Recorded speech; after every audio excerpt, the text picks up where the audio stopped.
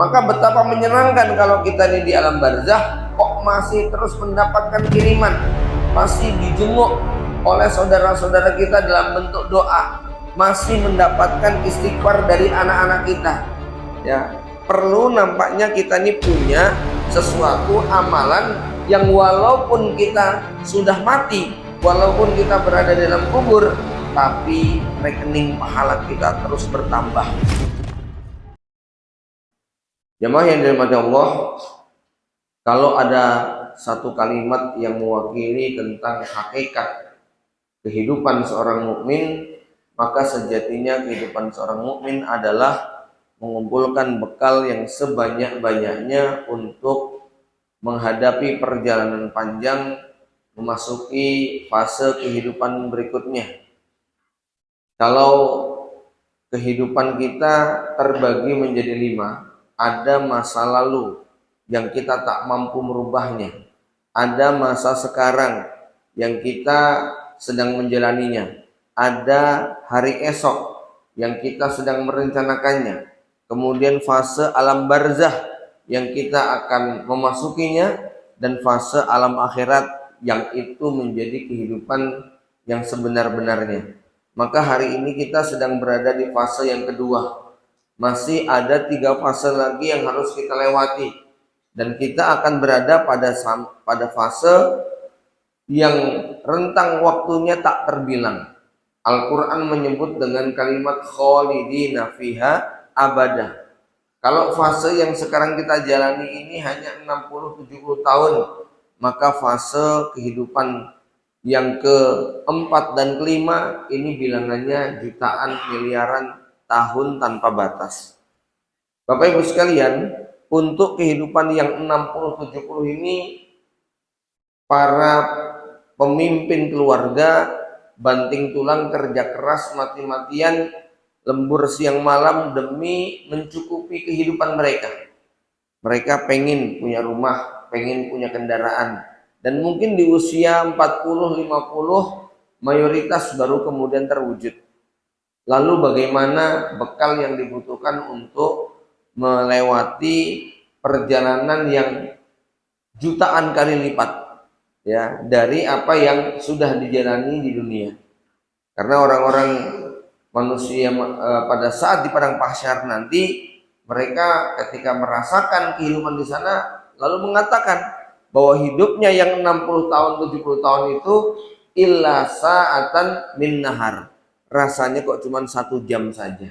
Begitu sebentarnya, tapi sebentar ini amat sangat berharga.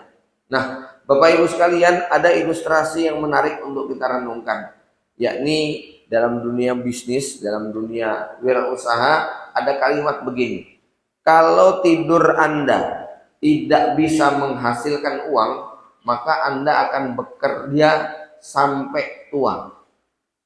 Kalau tidur Anda tidak bisa menghasilkan uang, Anda akan dipaksa untuk bekerja sampai mati. Ya.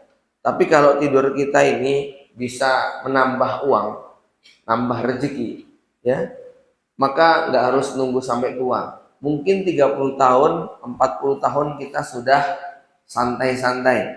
Kita sudah bisa jalan-jalan, kita sudah bisa menikmati kehidupan tanpa harus capek-capek bekerja keras. Ya, anggaplah misalnya ada orang punya kebun sawit 1000 hektar. 1 hektarnya menghasilkan 1 juta rupiah. 1 bulannya dia bisa mendapatkan tambahan harta 1 miliar.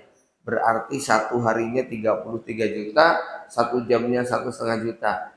Ini kalau ada orang kayak gini Pak, tidur jam 9 malam, bangun jam 3 pagi, itu bangun-bangun duitnya nambah 10 juta.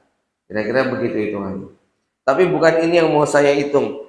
Yang ingin kita kiaskan adalah, bisa nggak pada saat besok kita menutup mata untuk selama-lamanya, tetapi pahala kita terus mengalir tanpa henti?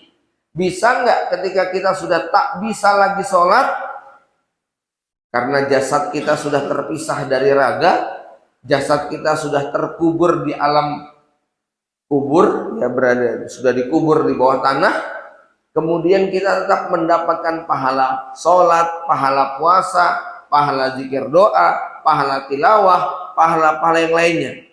Nah, ini menjadi satu renungan buat kita, sebab di dunia saja kita sudah punya kesimpulan kalau yang kita lakukan itu biasa-biasa saja, sampai tua kita tetap capek, tetap letih, tetap harus bekerja. Tapi kalau yang kita lakukan, pekerjaan yang kita pilih adalah pekerjaan yang sifatnya membuat kita tetap bisa mendapatkan gaji, mendapatkan untung, mendapatkan uang. Walaupun kita tidur, walaupun kita sakit, walaupun kita jalan-jalan, maka tentu ini lebih menyenangkan. Saya yakin Bapak Ibu, kalau dikasih pilihan pengen kerja jadi tukang kuli bangunan, pekerja kasar, atau kita menjadi seorang investor yang punya pabrik, punya perusahaan, punya kebun, punya sawit, pasti jawabannya tentu kita pengen punya yang kedua tadi. Begitulah kira-kira ilustrasi kehidupan kita di akhirat. Nampaknya kalau cuma sholat, puasa, ngaji kita, pertanyaannya cukup nggak untuk bekal menghadap Allah Subhanahu Wa Taala?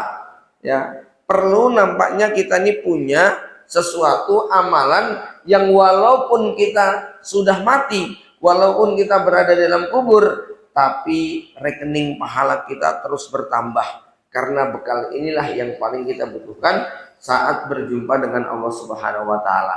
Di dunia ini Pak, seapes-apesnya kita, sesulit-sulitnya kita, sebutlah kita di penjara, masih ada yang nengok, masih ada sipir yang ngasih makan, masih ada teman sebelah yang baik hati.